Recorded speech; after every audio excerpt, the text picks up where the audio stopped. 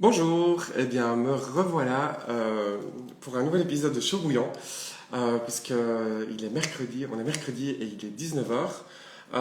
Aujourd'hui j'ai le plaisir de recevoir Ilse Geiskens de Café Velvet. Café Velvet qui est une torréfaction qui est basée à Bruxelles mais aussi en Colombie, à Medellín. Et donc je vois que Ilse s'apprête à nous rejoindre. Euh, et donc voilà, et donc ah ben j'accepte la demande et c'est parti. Alors lancer un direct. Et nous voilà, je pense d'ici quelques secondes avec Ilse. Hello! Bonjour, ça va Thomas? Bon- ça va et toi Ilse? Très bien, merci. Merci beaucoup de Oui? l'invitation. Je suis vraiment très très content d'être là et de pouvoir participer à tes chats chauds bouillants. C'est vraiment très très bien. Je trouve Ah que c'est c'est... cool. Ben, je suis super content aussi de t'avoir.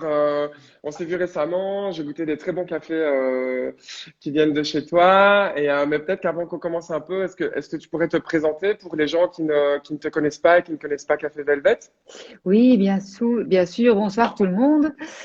Écoute, j'ai commencé à travailler dans le café des spécialités il y a à peu près 7 ans, mais disons que j'ai peut-être commencé d'une façon un peu moins commune, c'est-à-dire que j'ai ouvert le premier café Velvet à Medellín, en Colombie. Et c'est plutôt par coïncidence que je me suis trouvée à Medellín, c'est-à-dire que avec ma famille, nous avons déménagé à Miami. J'ai quitté mon travail à Bruxelles et puis, donc, je me trouvais à Miami. Je voulais, disons, commencer avec quelque chose tout à fait nouveau, un projet qui pouvait vraiment me passionner. Je ne trouvais pas ça à Miami. Et puis, c'était un peu par coïncidence que finalement, j'ai commencé à travailler sur un projet qui, disons, m'a fait arriver à Médine pour y travailler pendant 4 mois. Et vraiment, c'était donc en 2012 et j'étais surprise. J'étais surprise par tout le potentiel qui était, par les vibes qui étaient très positives. Et j'ai vraiment eu envie de commencer à faire un projet là-bas. Et puis, au même moment, j'ai, Pas de c'était pas Oui, prévu, mais il n'y a pas de problème. C'est le direct, hein, c'est toujours voilà, comme c'est le ça. live, c'est le live. Et disons que je sentais qu'il y avait, disons, en ce qui concerne le café des spécialités, quelque chose à faire. Et je Attends, mais faisais, Ilse, je t'interromps, mais le projet sur lequel tu as été travailler à Medellín, c'était dans le café ou autre chose et tu as découvert le café un peu là-bas? c'est ça. Donc en fait, c'était Ok. quelque chose de complètement différent. C'était un projet social, d'impact social, donc un investissement, mais un projet, donc combinaison investissement privé en travaillant ensemble avec le gouvernement. Donc rien à faire avec le Mais pas café. sur le café, ouais. Ok. Voilà. Ben, tout ça, en fait, maintenant, je donne une introduction très large. Je ne sais pas si c'était le but. Je peux. Quelles sont les activités de Café Velvet? Puisqu'en fait, il y a des activités donc à Medellín et à Bruxelles. Il y a des coffee bars, torréfaction. Est-ce que tu peux un peu nous situer finalement les différentes activités? Ok, très bien. Alors, donc, à Médine, il y a Café Velvet Coffee. Il y en a des cafés, donc un coffee bar, vraiment un atelier de torréfaction. Et Ah, allô? nous faisons également Je ne t'entends pas, l'exportation. mais j'ai un problème d'Internet. Ok. Donc, juste pour résumer en 2 mots, à Médine, nous avons Ouais, un pardon, café, voilà. un atelier de torréfaction. Nous faisons également de l'exportation en petite quantité, hein, de café des spécialités uniquement et également bientôt à travers un partnership que je viens de commencer, nous allons également produire du café nous-mêmes à Cardine. Ah, super, waouh. Donc ça, c'est la Colombie. Et à Bruxelles, nous avons pour l'instant un atelier de torréfaction. Yes.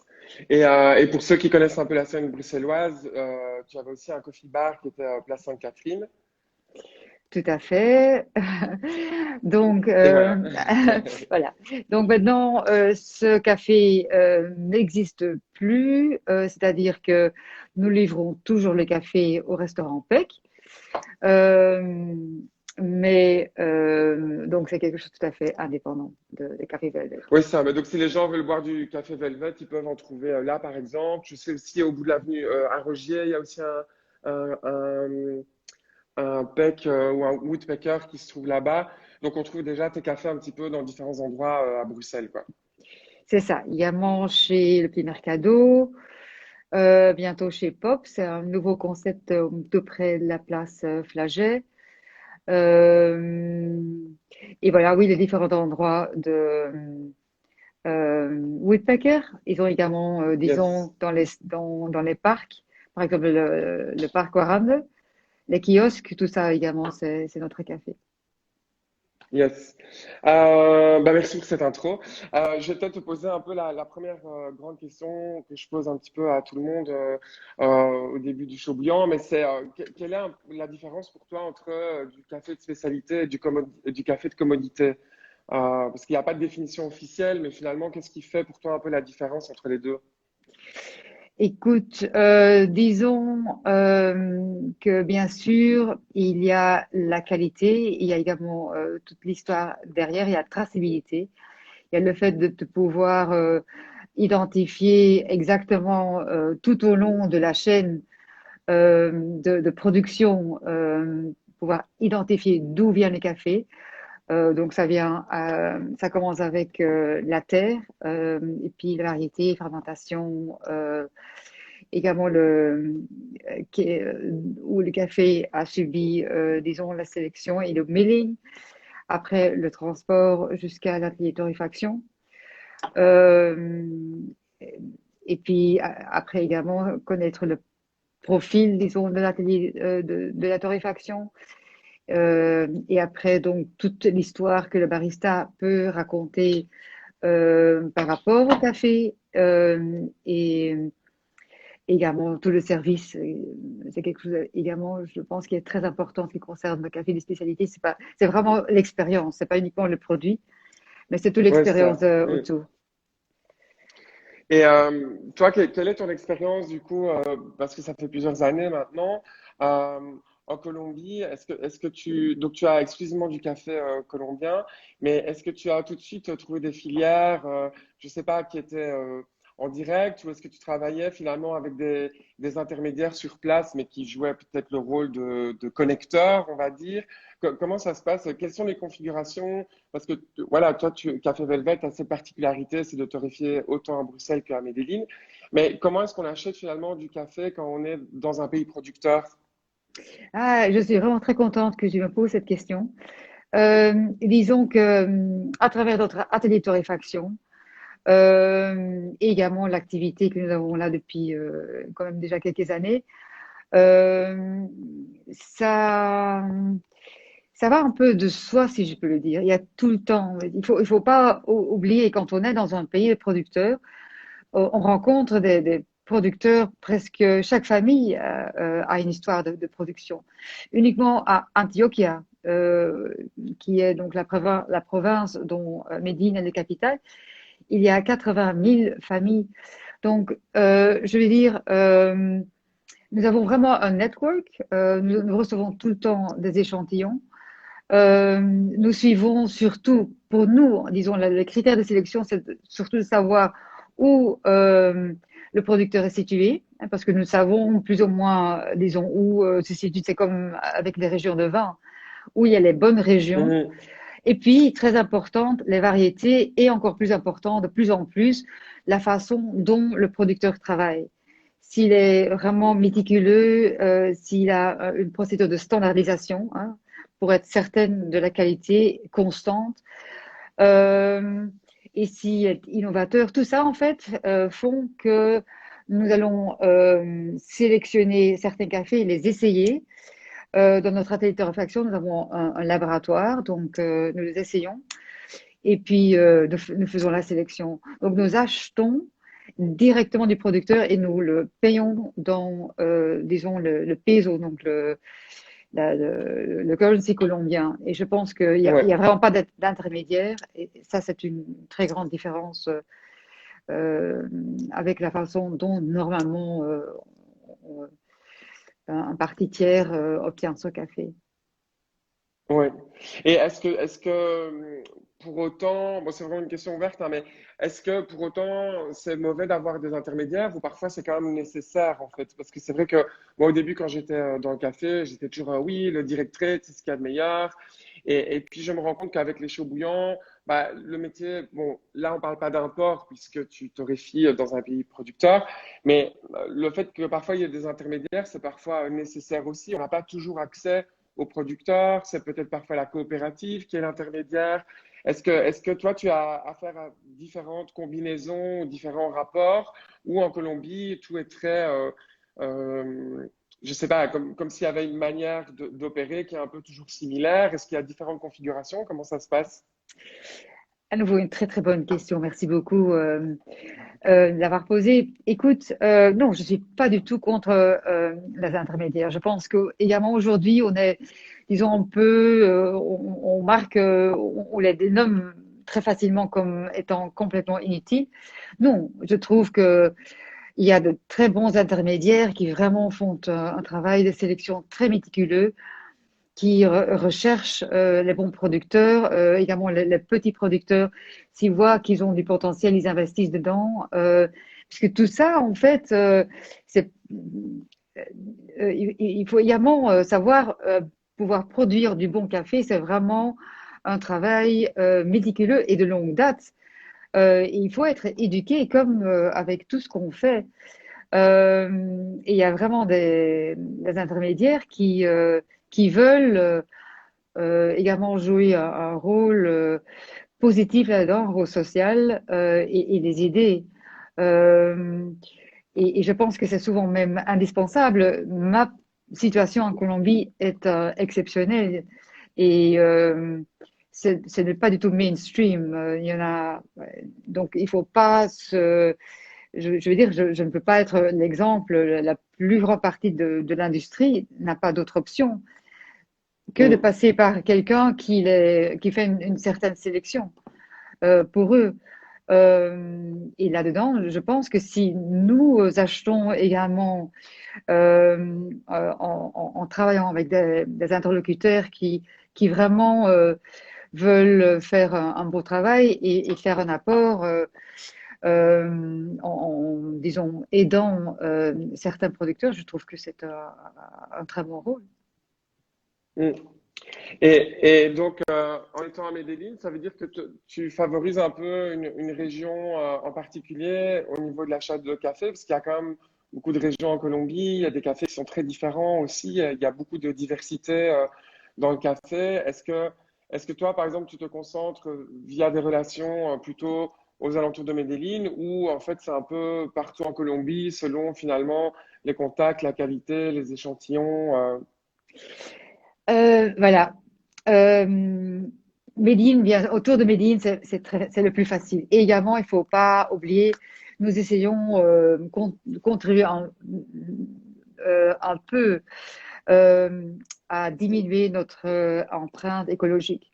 Et le grand avantage de Antioquia, qui n'était pas, disons, la région la plus connue jusqu'à présent pour les cafés de spécialité, puisque tout le monde connaît plutôt Villa, Coca, même Nariño. Mais disons que Antioquia, en étant une province qui a beaucoup d'industries, beaucoup d'entrepreneurs, récemment, en fait, ils ont vraiment investi beaucoup pour avoir de très bonnes cafés de spécialité, également beaucoup plus de variétés, beaucoup plus de techniques de fermentation. Et pour nous, surtout que mes partenaires dans la torréfaction, ils veulent vraiment mettre ça en avant. Et pour autant que je puisse le retrouver autour de moi, je me dis toujours, c'est d'une certaine façon très bien puisque je peux contribuer à mettre en valeur une région qui, bien sûr, pour moi aussi, me tient beaucoup au cœur. Et deuxièmement, disons que le transport du café est réduit. Donc, le café est produit, disons, à 3 heures de Médine. On essaie également de faire le milling, soit tout près du producteur, soit à Médine. De Médine, ça part directement pour le port de Carthagène. Carthagène, ça arrive à Amsterdam ou plutôt à Anvers. Et de là, chez nous, je veux dire, c'est beaucoup mieux ça que les cafés doivent encore circuler d'abord en tout Colombie avant de pouvoir être mis dans un conteneur et arriver chez nous. Donc ça, c'est également un point que nous essayons de prendre en considération. Et une autre question, donc parce que comment ça se passe au niveau de la scène des coffee bars en Colombie? C'est une scène qui se développe depuis peu. Ou tu m'as envoyé le lien d'un super article justement où il y avait quelques acteurs des coffee bars à Medellín. Mais est-ce que c'est nouveau? Est-ce que toi, tu étais un petit peu, j'imagine, parmi les pionnières, mais est-ce qu'on torréfie de plus en plus du café de spécialité en Colombie? C'est quelque chose qui change ou ça fait déjà un petit temps que c'est développé finalement? Très, très bonne question. Merci beaucoup pour ça, Thomas. C'est vraiment quelque chose qui me tient beaucoup au cœur. Honnêtement, je trouve que c'est en pleine expansion et c'est émotionnel même pour moi de voir comment ça se déroule. Quand je suis arrivée, il y avait presque pas. Je pense que je peux dire que quand je suis arrivée, il y avait peut-être un autre ou deux autres, peut-être deux concepts qui s'occupaient vraiment de café des spécialités. Entre-temps, surtout dans les grandes villes comme Bogota et Medellín et dans les bons quartiers, ça il faut malheureusement dire, il y a vraiment partout des petits bars qui servent un bon café de spécialité. Mais je pense que je peux dire que j'étais parmi les premiers il y a plus ou moins 7 ans. Le grand avantage que nous avons en Colombie, c'est que il y a bien sûr déjà toute une, comme je disais avant, presque dans chaque famille, il y a un lien avec le secteur des cafés. Donc, il y a beaucoup de familles d'origine producteurs et puis qui cherchent comment ils peuvent progresser et qui voient effectivement le café de spécialité comme une source pour, disons, participer dans cette niche qui leur donne plus de revenus. À côté de ça, il y a toujours plus une demande interne. Et par exemple, je peux noter ça dans notre café à Médine, où presque la moitié des boissons, c'est en slow coffee. Donc, il y a un public, je Ah dois dire. waouh, ouais. C'est pas uniquement les étrangers, hein. Bien sûr, il y a des étrangers aussi qui viennent, qui connaissent déjà un peu la réputation de notre lieu. Mais il faut vraiment dire que comme par exemple nous organisons chez nous en Belgique entre amis des dégustations de bière ou de vin, eh bien il y a des Colombiens entre amis, ils font ça avec les cafés et c'est génial. Il y a vraiment une volonté d'apprendre, une fierté sur leurs propres produits, sur ce que eux en fait sont en train de produire et je pense que on n'est qu'au début, ça c'est sûr. Chouette. Mais du coup, au niveau de la torréfaction aussi, il y a de plus en plus de torréfacteurs parce que on dit souvent que finalement, une fois que le café il est torréfié, il doit être consommé rapidement et donc c'est pas évident de l'exporter une fois qu'il est torréfié. D'où le fait, j'imagine que tu torréfies aussi en Belgique pour le marché belge. Mais est-ce que c'est quelque chose dans le futur qui peut changer ou qui évolue et est-ce qu'il y a de plus en plus de torréfacteurs aussi en Colombie ou ça reste quand même les mêmes acteurs depuis un certain temps? Non, il y a beaucoup de torréfacteurs. Honnêtement, c'est même un marché plus ou moins saturé. Donc torréfacteur, bien sûr, Ah torréfacteur, oui, ça ne ok. veut pas dire torréfacteur des cafés des spécialités, hein. En ce qui concerne un café de spécialité, là aussi, je dois dire qu'il y en a de plus en plus. Ils torréfient néanmoins en général avec des marques donc de torréfacteurs locaux, puisque bien sûr, Pour les entreprises colombiennes, ça coûte une fortune investir dans une marque étrangère. Oui. Euh, et donc, euh, disons que la plupart des torréfacteurs, ça c'est tout à fait différent de chez nous, travaillent pour différentes marques. Donc, ils travaillent comme, disons, des producteurs blanches. Donc, les producteurs ou les autres, disons, entreprises qui veulent développer leur propre marque vont chercher un torréfacteur et puis apportent leur Ah oui, café. comme un private label. Oui, oui, Ouais. tous les torréfacteurs le font ainsi. Quelque chose qu'on retrouve pas souvent chez nous, je dirais. Ouais. Ouais, c'est intéressant. Aux États-Unis, j'avais beaucoup vu ça aussi. Et finalement, ça permet, oui, comme tu disais, comme le matériel est cher, ça permet de mieux le rentabiliser, quoi. Exactement, exactement. Et également, il faut dire que le torréfacteur, là-bas, c'est son business model. Donc, je pense que jusqu'à présent, il n'y a pas encore les vraies grandes marques comme on trouve en Europe ou aux États-Unis, où vraiment le torréfacteur fait partie d'une entreprise qui fait tout et qui est en train de se développer. Ça reste, disons, toujours sur une échelle, à quelques exceptions, hein, mais Mm. ça reste toujours, disons, des, des productions ne pas très grandes, donc ils ont besoin, disons, pour pouvoir être opérationnels 5 jours pendant la semaine, d'avoir ce flow d'autres producteurs qui viennent torréfier leur café chez eux.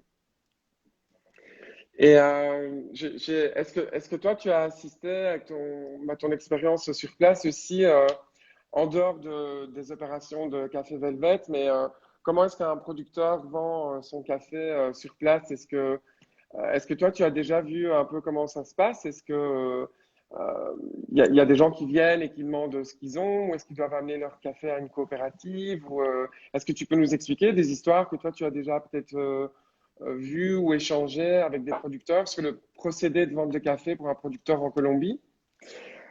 Commodité ou spécialité, enfin même plutôt, est-ce que tu as des expériences sur le commodité ou des choses qu'on t'a partagées ou vues sur place? Le commodité en général, ça se passe par la Fédération nationale des caféteros qui garantit un certain prix. Et alors, disons que jusqu'à l'arrivée du café des spécialités, tous les producteurs de café produisaient et alors apportaient leur café à un milling station qui était au centre du village et où le café était, donc tout le café était rassemblé. Et donc on appelle ça le milling, et après venait la Fédération nationale des cafetiers, qui était un monopole, et qui le vendait à un prix garanti. Ça, c'est le marché des commodities. À côté de ça, il y a le marché des cafés des spécialités, et ça, bien sûr, ils peuvent alors travailler en direct. Comment est-ce qu'ils trouvent le client? C'est à nouveau une très bonne question. Disons que le rêve de chaque producteur, c'est de pouvoir vendre à l'étranger, puisque ça leur donne bien sûr des revenus qui sont beaucoup plus importants que d'être payés en pesos. Alors, je pense qu'on peut faire la distinction entre deux types, hein. Bien sûr, c'est un peu simplifié, mais euh, comme ça, c'est assez facile pour s'imaginer comment ça fonctionne. Donc, on a d'une part les petits producteurs et de l'autre côté, disons, les familles producteurs depuis quelques générations qui, à travers les générations, ont pu devenir toujours plus sophistiqués, plus grands, s'organiser aussi pour, disons, être présents à des foires internationaux ou avoir des contacts directs parce que disons que si c'est la troisième génération, j'en connais pas mal comme ça, où c'est la troisième génération et puis ces enfants, ils ont étudié ou travaillé à l'étranger, ils ont pu établir une sorte de network là-bas ou des clients et alors ça leur aide maintenant à exporter des conteneurs. Mm. Euh, Ce sont, disons, les producteurs qui directement exportent. et qui ont souvent également les certificats qui nous plaisent en Europe et aux États-Unis et le reste du monde, c'est-à-dire avec certificat Fair Trade, bio, Rainforest, n'importe quoi. Mais bien sûr, nous, en disant client qui aimerait acheter avec une certaine conscience, on aimerait bien pouvoir aider le petit producteur. Et puis pour le petit producteur, c'est difficile de pouvoir en soi, en étant seul, exporter ou trouver quelqu'un qui les achète direct pour différentes raisons. Hein. Comme on a déjà dit, Mm. d'abord, il parle pas notre langue que l'espagnol. Il ne sait pas comment faire un contrat international. Il a des petites quantités, donc pour lui, souvent aussi, il ne sait pas très bien comment avoir une constance dans le processus de fermentation et tout ça. Donc là, il y a, disons, encore beaucoup à faire, beaucoup de producteurs qui peuvent s'améliorer pour avoir, disons, un futur meilleur. Euh, voilà. Et est-ce que ça veut dire qu'il y a, est-ce que les petits producteurs, est-ce qu'il y a par exemple beaucoup de coopératives en Colombie? Est-ce qu'il y a un schéma particulier de beaucoup de petites coopératives ou plutôt des grosses coopératives en général? Est-ce qu'il y a quelque chose qui est typique à la Colombie ou c'est très diversifié aussi à ce niveau-là? C'est très diversifié. Il y a effectivement maintenant, donc, comme je dis, je l'ai simplifié, hein, les grands producteurs et puis les petits, mais tu as complètement raison. Il y a pas mal d'initiatives où justement il y a une coopérative différents petites producteurs qui se réunissent, parfois également qui, grâce au fait qu'ils ont une certaine taille, euh, peuvent s'organiser avec quelqu'un qui a la connaissance pour obtenir le label et pour, disons, arriver à un niveau plus haut. Et parfois, comme on vient de dire, c'est en collaboration avec un exportateur, avec un middleman qui les aide, ou avec une initiative du gouvernement qui justement les aide pour se grouper et arriver à une, euh, une qualité supérieure qui les permet d'avoir accès au marché extérieur. Et au niveau attends, comment ça s'appelle l'association gouvernementale? C'est Cafeteros? la Fédération nationale des cafeteros. Fédération Ah nationale oui, des c'est ça. cafés. FNC. Et donc, ça veut dire que le gouvernement est très impliqué dans le soutien à la culture du café en Colombie? Tout à fait. Et je pense que ça, c'est quelque chose de très typique pour la Colombie qui n'existe pas dans les autres pays producteurs. À moins, c'est ce que on m'a dit. Je veux dire, je me concentre surtout sur la Colombie, donc je n'ai pas tellement de connaissances sur les autres pays producteurs. Mais effectivement, donc le rôle est très important. Donc moi aussi, je suis membre de la Fédération nationale des cafétérias. Je ne peux pas autrement du moment que je euh, torréfie, je dois devenir membre. Si j'exporte, bien sûr, je dois devenir membre. Il joue un rôle, disons, sur différents niveaux. Hein. Ils garantissent un certain prix.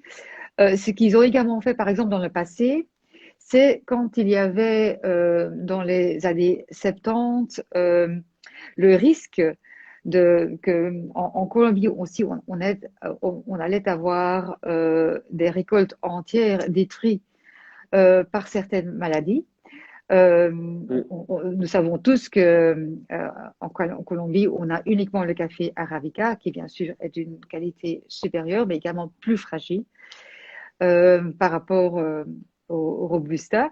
Alors, la FNC a commencé à développer dans ses laboratoires une mélange entre Robusta et Arabica, ça s'appelle donc le Castillo, et comme ça, ils ont commencé à distribuer gratuitement à tous les producteurs de café.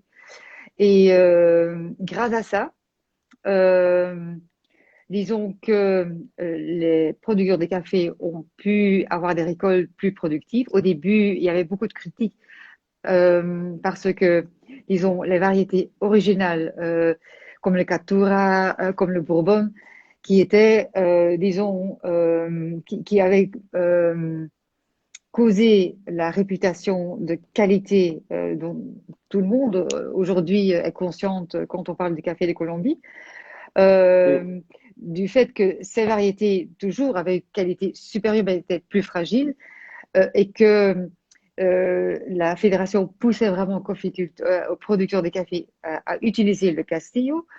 À un moment donné, disons que la qualité du café colombien a un peu diminué.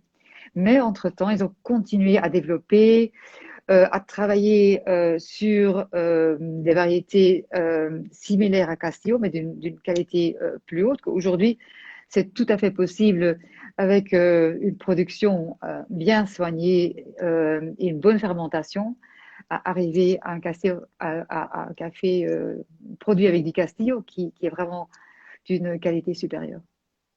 Ouais. Ok, et donc, pour peut-être revenir un peu aux commodités, mais tu me stoppes si tu ne sais pas répondre, hein, mais j'essaie toujours un peu de voir ce que je peux avoir comme information parce que ça m'intéresse. Mais donc, quand le gouvernement donne un prix minimum, est-ce que ça veut dire que c'est un prix minimum qui est basé, est-ce que tu sais si c'est basé sur le cours de la bourse ou il y a un premium systématiquement au-dessus, quoi qu'il arrive? Est-ce que c'est une sorte de sécurité ou est-ce que ça peut être quand même difficile pour un producteur de vivre de la production de café en Colombie? Absolument. Non, non. Aujourd'hui, c'est très difficile de vivre si on doit uniquement dépendre, disons, du prix payé pour un commodity, puisque ce prix ne correspond pas aux living expenses. Euh, et c'est un phénomène en fait qu'on a pu constater quand même qu'avec la chute du prix mondial, tandis que dans les années 80, 90, même début 2000, en général, c'était vraiment un bon d'industrie dont les familles pouvaient bien vivre, que depuis, disons, 5 ans, c'est d'autres choses, c'est difficile. Il y a différentes initiatives pour essayer de remédier à ça. Euh, Aujourd'hui, le prix du café a un peu augmenté. Augmenter? Oui. Mais pour dire que c'est vraiment suffisant pour, disons, sortir des difficultés qu'ils avaient avant, ça, je ne pense pas qu'on peut dire, surtout parce que souvent ils doivent s'endetter. Ils doivent s'endetter pour justement avoir une certaine infrastructure, pour la récolte, acheter les petites plantes. Et là, à nouveau, la fédération les aide et peut donner des empreintes. Euh, mais disons qu'en général, ces producteurs peuvent être tellement endettés qu'ils n'arrivent jamais à pouvoir le rembourser. Et ça donne, disons, ça les préoccupe parce qu'ils voudraient donner une bonne, un bon espoir, disons, un futur à leurs enfants. Euh, et beaucoup d'enfants également aujourd'hui disent qu'ils préfèrent aller vivre en ville que de continuer à faire ce travail qui est très très dur, parce qu'ils voient leurs parents vraiment travailler jour et nuit tous les jours de l'année sans vraiment pouvoir se permettre beaucoup. Donc, Non. effectivement, c'est un discours qu'on entend. Dans le projet que nous allons faire à Cardine, où nous allons produire nous-mêmes, c'est exactement ce que nous vont essayer de faire. Donc, nous allons essayer d'avoir également un milling station et combiner ça avec un projet d'éducation des jeunes qui vivent dans les villages autour. Parce que justement, on veut les donner une bonne éducation, qu'ils apprennent anglais, qu'avec ça, ils peuvent éventuellement par après, avec tous les moyens de communication qu'il y a aujourd'hui, essayer d'ouvrir leur horizon et de chercher des clients pour leur café en dehors de la Colombie. Ouais, c'est intéressant. Et ça, donc, c'est un nouveau partenariat. Tu vas, bon, moi, j'ai une idée de réponse, mais tu vas avoir des premiers grains bientôt ici à Bruxelles de Disons que, production. disons que cultiver du café, Thomas, ça prend un peu de temps. Donc, on a commencé avec, disons, les premières plantes et on a vraiment une très grande variété. On a Keisha, Bourbon. On va vraiment essayer de se concentrer sur les variétés anciennes de très haute qualité. Euh, mais honnêtement, avant d'avoir la première récolte, il faudra attendre 3 ans. Et puis, Ouais, en c'est un peu général, frustrant. oui, oui. Et en général, disons que après, il faut travailler pour avoir une bonne fermentation. Donc, je pense que il faut compter 5 ans avant d'avoir vraiment un bon produit. Mais ceci dit, il y a pas mal et je pense que tu l'as essayé, hein, de producteurs de café qui sont situés autour. Et c'est vraiment notre idée de pouvoir récolter des cafés qui sont autour, dont nous savons qu'ils sont travaillés dans des bonnes conditions à une très haute altitude, puisque Cardine, où nous allons produire, ce sera autour de 2000 mètres. Et puis donc avoir un washing station où nous allons aider avec la fermentation et après le milling de ces cafés. Et torréfier probablement aussi. Yes. Bah oui, super projet. Mais et du coup, pour revenir un petit peu sur l'aspect commodité, malgré tout, quelles sont les alternatives quand des producteurs finalement ils n'arrivent plus à vivre du café? Est-ce que en Colombie les producteurs en général plantent d'autres choses sur une plantation ou ils font vraiment que du café? Tu dis tout le monde a un peu de café dans son jardin finalement, mais comment est-ce que ça se passe? Est-ce que quand on vit en Colombie et qu'on produit, qu'on cultive la terre, on cultive le café avec d'autres choses ou on cultive vraiment que du café? Il y a de tout. En général, oui. Quand c'est une petite production, ils ont également des bananes, ils ont des avocados, aguacate comme ils appellent. Ils ont une certaine biodiversité et ils vendent ça aussi. Tout à fait. Euh, oui, ceux qui ne veulent plus, disons que bien sûr, la génération des pères qui ont fait ça toute leur vie, ben, ils vont continuer. Hein, ils vont pas d'un jour à l'autre s'arrêter. C'est surtout la génération d'après qui Mm. aujourd'hui aussi tient un smartphone et qui a envie donc d'une autre vie. Et eux vont plutôt chercher un autre emploi. Par exemple, nous avons des baristas qui travaillent dans notre café, qui sont issus de producteurs de café, mais eux préfèrent en fait de travailler dans la ville et dans nos entreprises ou dans, disons, des bars à café. Et pour nous, Mm. honnêtement, j'aime beaucoup travailler avec des enfants de producteurs de café, puisqu'on voit qu'ils sont nés dans la production. Donc, s'ils préparent un café, ils vont plus loin, parce qu'ils voient bien sûr toute l'histoire derrière, et ça c'est fascinant. Euh, Mm. les baristas en général à Medellín et à Bogota, enfin, ceux que je connais et qui travaillent dans notre, disons, niche de café des spécialités, dans les différents bars, c'est comme une famille, hein, on se connaît tous. Euh, Leur connaissance est très approfondie. Euh, et ça, c'est très différent avec nous. Quand nous parlons ici à Bruxelles sur les cafés, les thèmes sont différents. Les, les baristas là-bas, ils parlent beaucoup plus justement des conditions de production. Ah ouais, Euh, c'est ça. Ouais, oui, ben, ils ont un savoir forcément plus poussé en fait vu que ouais, ben, que c'est sur place quoi. oui, et pas uniquement ça, mais ils savent exactement d'où vient le café. Tandis que pour nous, en général, ça reste assez abstrait. Et on sait, Ouais, ouais, voilà, oui, ça vient de ce pays-là. Et puis dans ce pays-là, déjà, les régions, pour la plupart, ouais, c'est vrai, c'est vrai. c'est déjà difficile de situer. Mais pour eux, en fait, c'est de la colline là, hein, où ils ont grandi. Donc ça donne Ouais, c'est vrai que c'est une autre génial, ça doit dimension. changer le rapport. Ouais, ça change complètement le rapport et les émotions dans le fait de faire un café, j'imagine. Ouais, c'est génial. Oui, oui, oui, oui, tout à fait. Mais qu'est-ce qui fait, en parlant de production, de fermentation, etc., qu'est-ce qui, selon toi, fait qu'un café est un grand cru? Qu'est-ce qui fait qu'on a un grand cru par rapport à un autre café?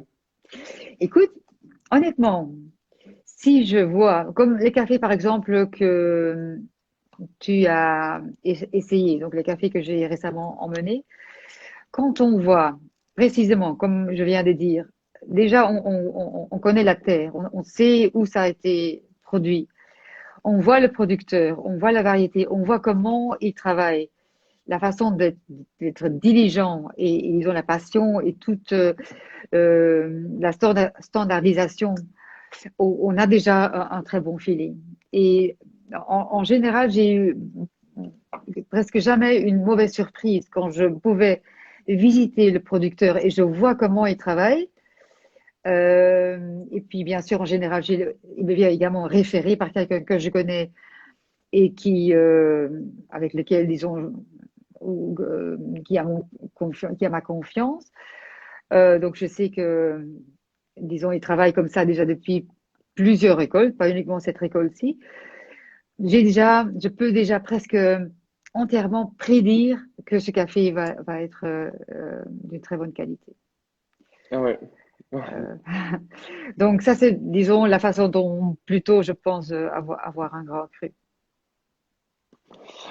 Et pour le consommateur ici en Belgique, parce que le rapport au café est différent, c'est vrai que souvent bah, les éléments sont abstraits, il y a relativement peu d'éducation sur finalement comment choisir un café en magasin et quelles questions poser.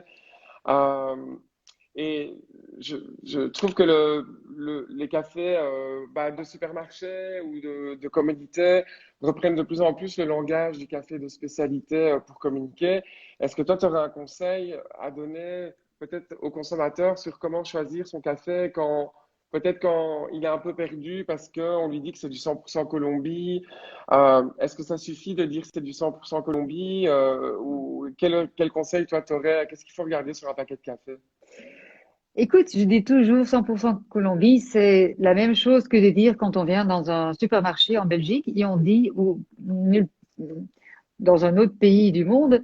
Et puis, disons, pour nous Belges, imaginons qu'il y aura un secteur dans ce magasin qui dit bière belge et rien d'autre. Pour nous, Ouais. ça ne voudrait absolument dire rien. On serait même un peu Ouais. vexé, puisqu'on dirait, bah, écoute, on ne peut pas quand même dire que Cara et Westvleteren, tout ça, effectivement, c'est la bière belge, mais l'un n'a rien à faire avec l'autre. Donc, non, mais imaginons que c'est en fait la même chose qu'on fait avec le café de Colombie. Donc, on dénomme tout café de Colombie, et puis il y a tellement, tellement de divergences et différences là-dedans. Je pense honnêtement, pour pouvoir faire une bonne sélection, c'est surtout regarder sur le sachet et voir le nombre d'informations qui est donné, puisque la transparence c'est tout.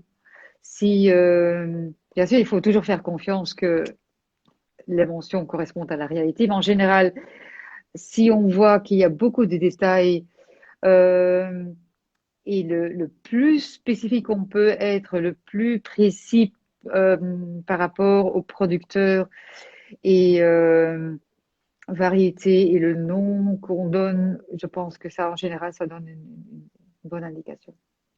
Une bonne indication. Et est-ce que beaucoup de clients posent ce genre de questions? Est-ce qu'il y a une différence peut-être avec le marché belge et le marché colombien, ou en général, les gens, de toute façon, s'ils arrivent chez Café Velvet, ils sont déjà un petit peu intéressés au café en général ou pas spécialement? Si, si, non, non, non, honnêtement, comme j'ai Je veux dire dit, les consommateurs final, hein, pas B2B, mais vraiment les gens qui arrivent boire un café. Est-ce que ce sont des questions qui se posent souvent? tout à fait. Bien sûr, plus en Colombie qu'en Belgique. Mais pour nous, c'est dans notre équipe, dans la culture des cafés Velvet, c'est très, très, très important. Il faut pouvoir expliquer toute l'histoire derrière. Et il faut justement faire valoriser le travail qui est derrière. Il n'y a pas de produit au monde qui passe par plus de mains qu'un café. Donc le trajet Mm. depuis le fruit jusqu'à la consommation, c'est incroyable. Disons, le nombre de gens qui jouent un rôle, qui jouent un rôle indispensable et très important. Donc, je pense que c'est en fait notre mission. Nous tous, hein, dans notre, disons, nous tous qui faisons partie de ce petit monde de café des spécialités, je pense que ça doit être notre mission. C'est justement faire Mm. valoriser le travail qui est derrière. Et je pense aussi que c'est quelque chose qui nous unit. On peut être des compétiteurs, mais c'est vraiment ce qui nous unit, c'est la passion et c'est le fait d'être conscient le travail qui est fait pour que nous puissions ici déguster d'un bon café. Ceci dit, pour peut-être répondre plus spécifiquement à ta question, euh, oui, en Colombie, les consommateurs qui viennent chez nous veulent savoir ce qu'ils ont, puisque il y a cette offre, il y a, comme je te dis, beaucoup de beaucoup de compétition aujourd'hui. Et ils veulent vraiment être informés, ça c'est sûr. Ici, honnêtement, je dois dire, en Belgique, ça existe aussi. Je fais plutôt la distinction entre différentes générations. La nouvelle génération, si je puis dire, les jeunes s'intéressent, passent du temps à produire et à préparer un bon café, à vraiment calibrer, même à la maison. Je vois ça de plus en plus et c'est très gratifiant. Et eux veulent vraiment tout savoir. Mm. Bah, ouais, c'est super comme énergie. Et du coup, je me demandais, euh, un producteur, est-ce que toi, tu connais un peu, par rapport à des producteurs à qui tu as acheté, le pourcentage de café de spécialité qu'on peut faire quand on produit du café, en gros? Est-ce qu'en Colombie, on fait un gros pourcentage sur une plantation de café de spécialité ou c'est un peu moitié-moitié ou moins? Est-ce que tu as une idée de ce genre de choses?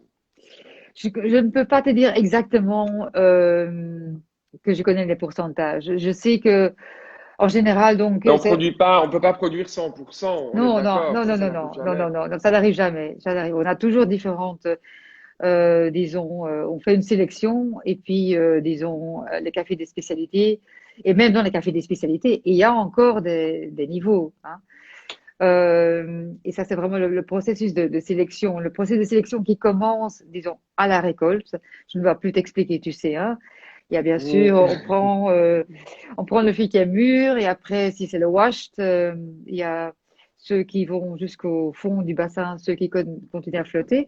Mais après, également, durant le processus de fermentation, séchage, à chaque fois, il y a des fermentations. Quand on va visiter les petits producteurs, je dirais, il y a toujours les différents petits piles. Et puis, il y a la pile avec les grains qui sont blancs. Et il y a toujours encore le pergamino autour, hein, c'est cette petite. Ouais, la part. Là, oui, voilà. Donc, ça, c'est sélectionné à part. Et puis après, il y a ce qu'on appelle le subproductos, qui est dans ce qui reste après la sélection euh, du café des spécialités. Et puis après, il y a encore qu'on appelle paseo, ça veut dire, ça c'est pour la fédération, ça c'est mélangé, et puis ça part vraiment pour commodity et pour Ah, ça. disons, les très très grandes productions. Ok. Et en Colombie, il y a deux récoltes, on dit qu'il y a deux récoltes par an à cause du climat. Comment ça se passe à ce niveau-là? Disons On que récolte toute l'année en Colombie? ça dépend. À nouveau, quand ce sont des, disons, producteurs plus grands, ils ont en général les deux, hein. Donc, une qui est la plus grande, qui est avril-mai, qui maintenant va bientôt commencer, et puis ceux de l'automne, si c'est plutôt octobre-novembre. Mais les petits producteurs, qui bien sûr allez, ne sont pas organisés pour avoir une équipe qui vient au moment de la récolte, eux, ils font tout eux-mêmes, donc ils récoltent toute l'année. Ah oui, ok. Ouais. Et Donc on a les deux. c'est la même, c'est la même quantité. C'est vraiment deux vraies récoltes ou il y a une petite et une grande récolte? Comment ça se passe? Parce que des fois, j'entends dire il y a ce qu'on appelle un fly crop, donc c'est une plus petite récolte. Et puis d'autres, quand j'étais aux États-Unis, qui disaient non, nous, on a des cafés frais toute l'année, tout le temps. Oui, je pense aussi que ça dépend d'un agriculteur à autre.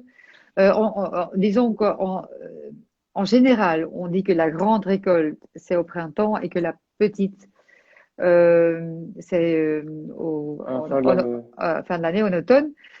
Mais je ne peux pas vraiment, je n'ai pas suffisamment disons, de connaissances techniques pour pouvoir vraiment dire que Hmm. partout c'est comme ça. Ok. Est-ce que toi, en dehors de café colombien, est-ce qu'il y a une autre origine que tu aimes boire?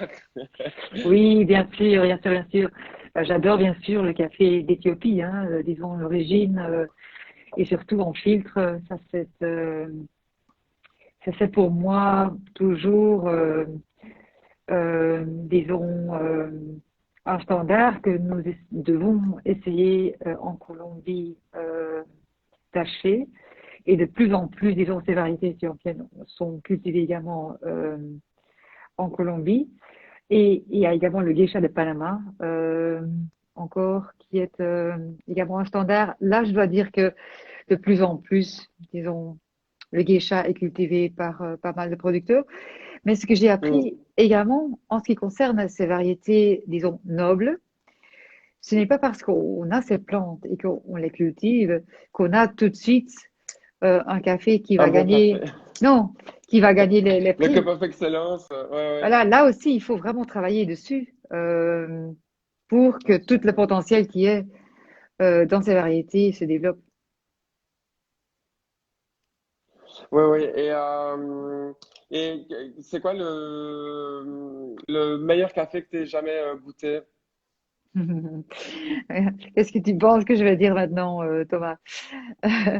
Celui que je, celui que je vais Oui, mais est-ce que tu as une produire. expérience, peut-être une expérience, au-delà de la qualité, peut-être une expérience que tu as eue chez un producteur ou dans ton propre café à Medellín avec le staff, ou est-ce que tu as vraiment une expérience marquante sur une tasse en particulier? Oui, écoute, c'était jusqu'à la première fois que j'ai goûté le Pink Bourbon, il y a quelques années, Ah oui. avec la anaerobic fermentation. Pour moi, c'était vraiment en Colombie un des meilleurs que j'ai jamais goûté. Et maintenant, honnêtement, je sais que c'est pas objectif du tout, c'est subjectif, mais le café des Cardines que je t'ai fait goûter, pour Oui, moi, pour moi aussi, c'était il est très très bon. un des meilleurs, surtout parce qu'il est très sweet. Et là, peut-être, c'est également un topic qu'on n'a pas encore discuté jusqu'à présent.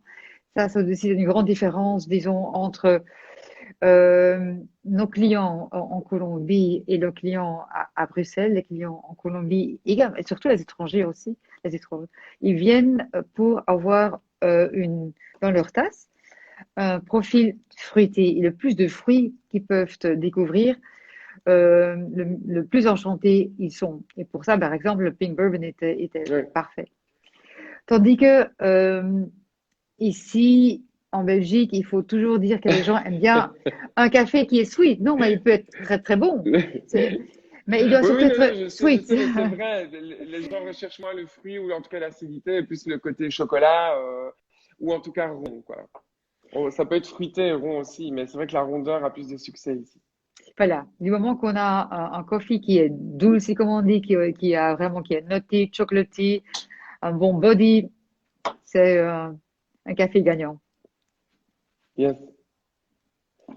Bah écoute, on va gentiment arriver déjà au terme de cette heure, parce qu'il est déjà bientôt 20 heures, mais est-ce qu'il y a quelque chose peut-être que tu veux rajouter, duquel j'ai peut-être oublié de parler, ou que tu veux rajouter en général sur l'actualité de Café Velvet, Oui, merci, merci pour cette plateforme. C'est-à-dire que justement, à partir de ce week-end, nous allons commencer avec un nouveau projet tout près de notre atelier de torréfaction qui est situé à Kuckelberg. Oui, Et donc tout près de l'atelier de torréfaction, il y a le parc Sainte-Élisabeth qui est très très beau. Et alors, nous commençons ce week-end avec Velvet in the Park. Ah, On, trop bien, waouh. on va on va donner les détails sur notre compte Instagram. Donc, il y aura une site web où on peut commander des boissons, également quelques tartes et des combos pour, par exemple, faire un brunch dans le parc. Et puis, donc, il faut venir, donc, si on commande par Internet, on peut venir chercher chez Plateau. Ça, c'est un centre qui nous a gentiment mis leur lieu à disposition et où nous allons préparer nos cafés où on peut venir rechercher les boissons. Ah, mais c'est trop bien, génial. Ben, n'hésite pas, oui, à me faire part de l'information, comme ça, moi, je peux reposter tout ça. Super. Euh, et je ne connais pas le parc Parc Elisabeth, c'est ça? C'est Parc Elisabeth. C'est, en fait, Ah, là où il y a la basilique, devant et derrière la ouais. basilique. Ah oui, ok, super, waouh, ok, génial, super spot. Ah, mais ok, super. Donc ça, c'est à partir de ce week-end.